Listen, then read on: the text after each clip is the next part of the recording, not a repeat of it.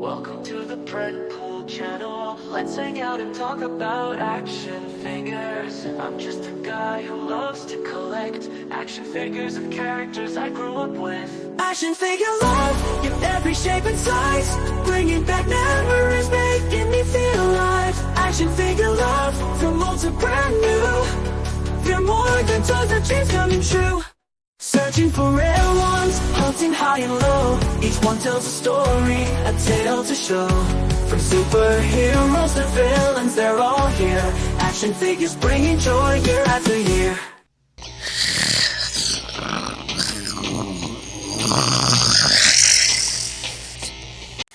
Hey, welcome back everyone. This is Predpool. Thank you for clicking on my video.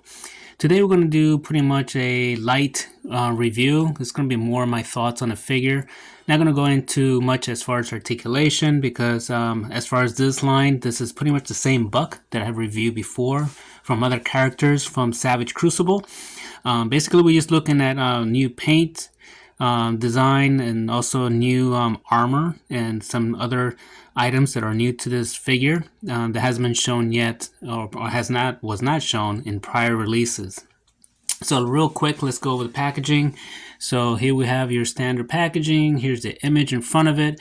It's more, kind of the color matches what the figure is, which is, kind of like that yellowish white on here. And the name of the character is from Shield of Dzaera. I hope I pronounced that correctly. So, it's kind of the standard same packaging that we get from this line. So, very nice. And you'll get a mystery card within the packaging if you're not familiar yet with this line. And as in the case as Vetra's Ray Packs, you also get like a mystery weapon, which I'll show in a few minutes. So real quickly with this figure, let's go as far as how he looks. As far as what he has new is this chest armor. Hasn't been as far as given to any other character, so this is new. It's quite nice. And then he also has, as far as his belt, is a very Roman, almost as far as Greek, but more leaning towards the Roman look. As far as my opinion. And it has already, when you get the figure, he already has, as far as the sheath for the sword, which is metal chains. Is also connected to the belt area. And it's very nicely designed. So, yeah. And it's, there's no hooks or anything like that. It's firmly placed into the belt. So you don't have to worry about this falling off from the figure. As far as the head sculpt, we've seen this one before also. This one is kind of from the extra head packs that you can get. Or accessory packs. Usually it's in a green color. So they actually made this. It already has this head sculpt on him on the figure. So that's pretty much as far as how the figure when he comes. His armor is already on, so is this head sculpt. As far as accessories, let's go over a look at the sword first. It's a standard kind of looking sword. It doesn't have a whole lot as far as sculpt, as far as like a snake design or any other. It's just like your standard everyday sword that you can give to any character. But it's very nicely done though. It's got the nice silver blade, nice handle. It's got different colors on the handle. It looks like it's been used quite a bit. So yeah, it's very nicely done, and it fits quite well into his sheath and his back.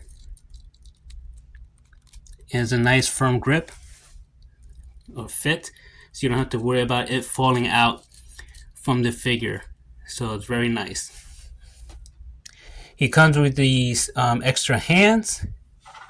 And these are more, they're reaching out. Perhaps you can use them for holding something in them also, like over the palm of his hands. So those are the only other pair of hands he comes with. He comes with this wired cape or cloak that you can put on him. Now the wire is pretty much over his shoulders. There we go. So you pretty much pop his head off, and let me see if I can make a better angle. There you go. So you put the neck through there, and then he has two wires, one here and one on the other side, and they pretty much only extend to this much. But you can bend it, and it'll guide the back of the cloak. And it has a very tattered, again, really used look to it. So it's quite nice. And then he comes with 2 extra head sculpts. He has more of this relaxed, kind of like iguana, or kind of like that dinosaur from Jurassic Park, that the spitter. And he does have an articulated mouth with a purplish tongue, or inside the mouth is purplish. And then he has the second one, which is when he's like again, either aggravated, or as far as kind of like if he's gonna spit. And this one is also articulated, and it maintains the whole purple color inside of it. Now the white is probably, maybe you can notice in this shot, the white on this whole figure is pearlescent. So it's a very beautiful looking color. So with yellow accents and kind of like a grayish silver. So, and orange and yellow throughout the figure. I didn't show, but yes, on the first head sculpt, his jaw is also articulated, and it has kind of like that purplish color inside.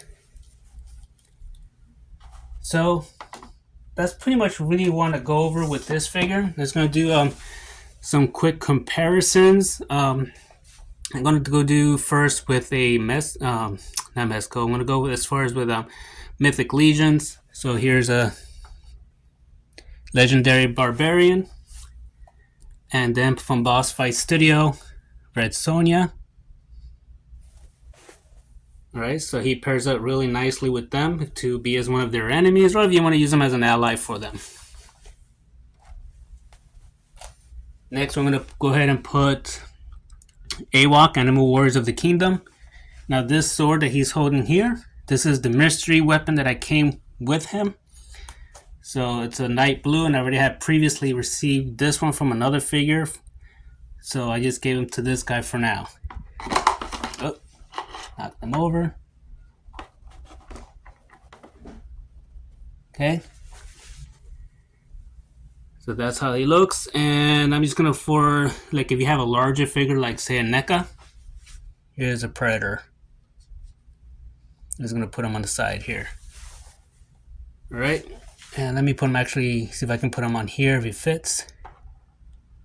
There we go. Okay, so take these 2 out. Oh, there goes the mask. And we're just going to do one final comparison. It's going to be within the line itself. I'm going to put your Como of the Isles.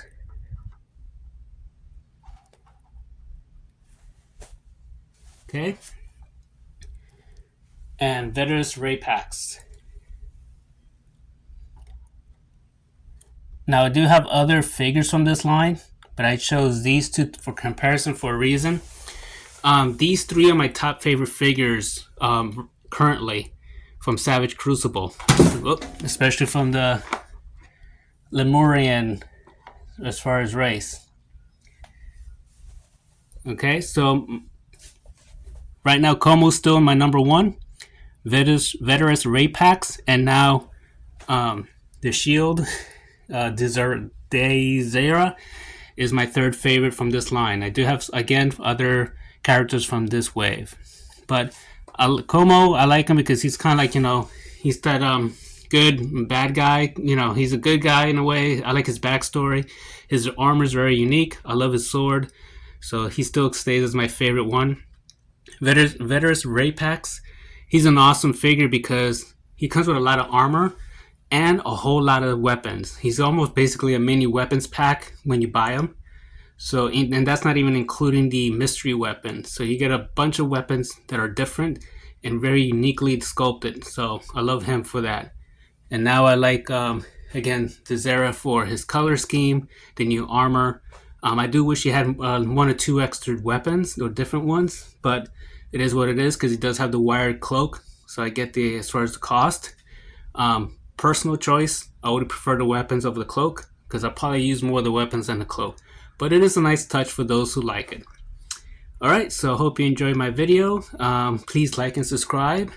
Continue collecting, and again, I'll see you next time in my next brief review. Talk to you later.